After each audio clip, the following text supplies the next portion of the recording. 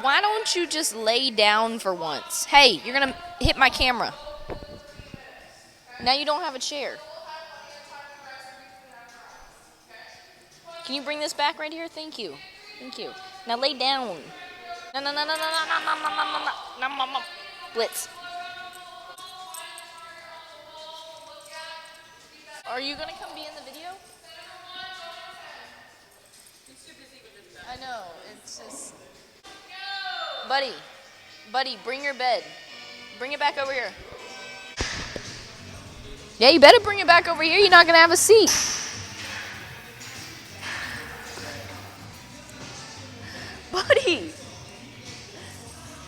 Buddy, let's go. Are you gonna sit down? Now you don't have a bed. All right. I guess we're going without the bed. Okay, team. Happy Monday. You guys are going to be excited about this video because this is the explanation you've all been waiting for. Really, I've explained it many times, but you just got to be in the right place at the right time. Sometimes I've talked about it on some podcasts before, whenever it wants to come up. But it's the explanation you guys have all been waiting for. The reason why I have my two different shoes on. Okay, so I don't want to disappoint you guys, but there's not much of a big story behind the two different colored shoes, besides the fact that I'm just weird, okay? I'm just a little bit weird, and I like to be different, and I started doing that way back in 2016 because simply I had two different pairs of shoes sitting in front of me, and they were the same type of shoe, same wear and tear. They're actually both brand new, and I was like, what am I gonna do with the same shoe just in different colors? I have an idea. Bing! You just wear them at the same time. So they started way back in 2016, been doing it ever since. I almost tried to get away from it not too long ago, and people are like, no, you can't do that. It just has to stay in. So now we're forever weird. But I do have to share this with you guys in my two different colored shoes. There is reasoning behind them and that grew along with my career. So a big word that I keep close to my heart is balance, okay? And this is our move mindset talk for today is the word balance. And I catch myself saying that word balance a lot throughout life, whether it be in training, whether it be in work that I do outside of the gym, and with relationships, and balance is just everywhere. The funniest thing about balance, the word balance is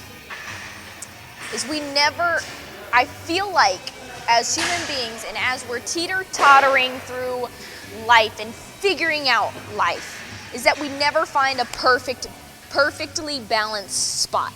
We're always leaning on one side or the other. And then when we start noticing that we're leaning on one side or the other, we start working our way to the other side, and then that other side gets heavier. And then we start working our way back, and that other side gets heavier, and we're always teeter-tottering back and forth between two opposites. But what makes that word balance so valuable is that's what we strive for. We can honestly say balance is like perfection. Me personally, I don't believe in perfection. I would think in a perfect world, a perfect world would be very boring because there would be no good, there would be no bad, because without the bad, there is no good, and without the good, there is no bad. So a perfect world doesn't exist. It would be, if it did, it'd be so boring that we wouldn't know what to do with ourselves. But what we strive for and what we can strive for is balance.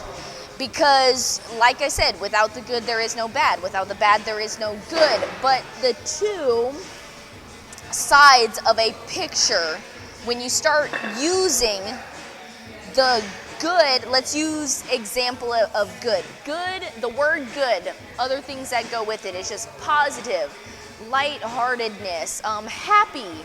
And then bad would be like angry, upset, and all of these, we need all of these emotions to fuel our actions. So when we can gather enough of those emotions and use them to our advantage and have them meet in the middle, bam, that's when we have balance. We're always striving for that. So we'll talk through a few examples that I've personally come in contact with throughout life that I catch myself saying the word balance. Let's start with training.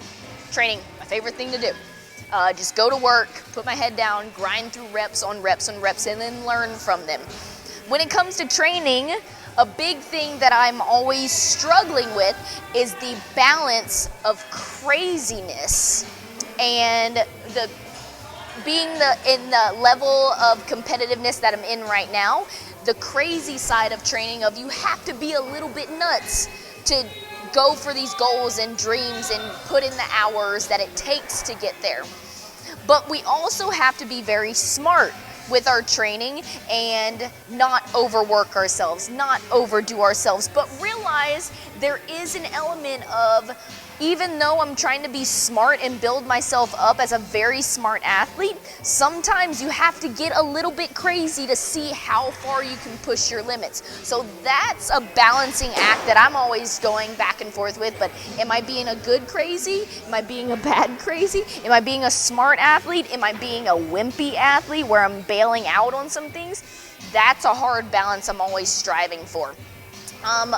When it comes to work in the gym, I'm trying to find the balance of hours of I love to work, but there's a point in when you're overworking yourself and you can't find the balance of I want a healthy amount of work for me to stay motivated and be able to get my work done, but I don't want to be on the side of laziness and I don't want to be on the side of overworking myself, so we're striving for balance there.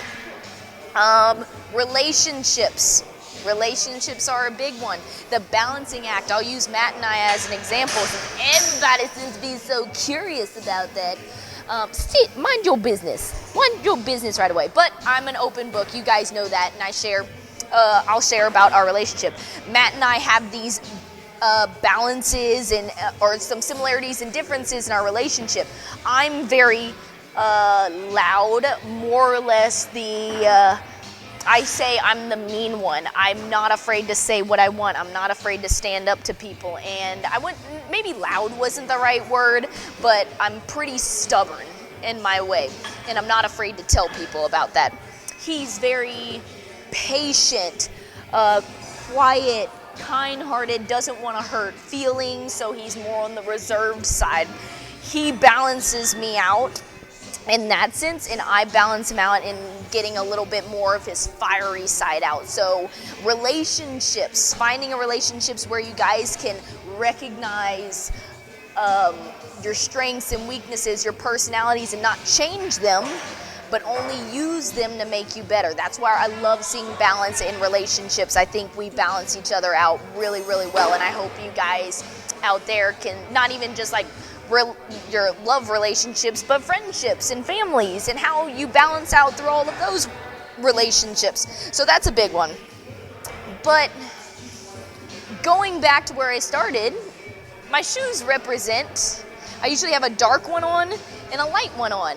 I kind of joke around that I'm this Jekyll Hyde character because you guys get to see a little bit of both of it. I'm very, very, very serious when it comes to my training. I have big goals that I want to hit, and nothing's going to get in the way of that.